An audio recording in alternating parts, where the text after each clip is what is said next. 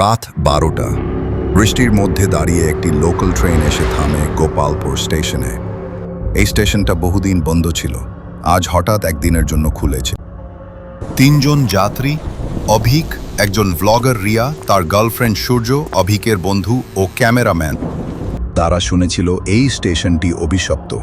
শেষবার কেউ এখানে ট্রেন ধরেছিল 21 বছর আগে। সেই রাতে পুরো ট্রেনটাই উধাও হয়ে যায়।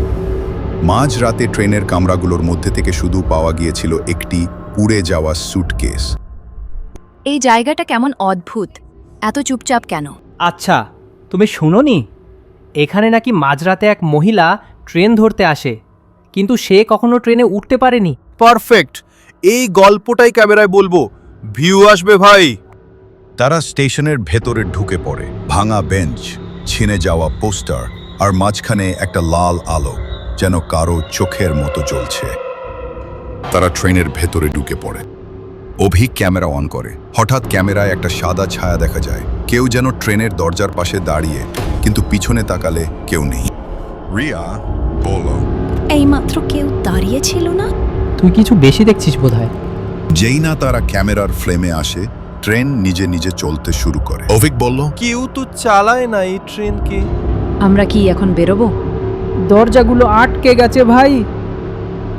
বাইরে সব অন্ধকার। ক্যামেরায় শুধু দেখা যাচ্ছে একটা শিশু পেছন ঘুরে বসে আছে।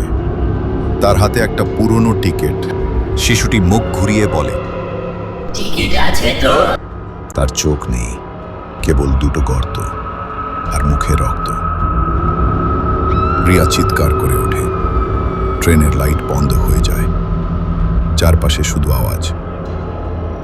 টিকিট দেখাও, টিকিট, টিকিট।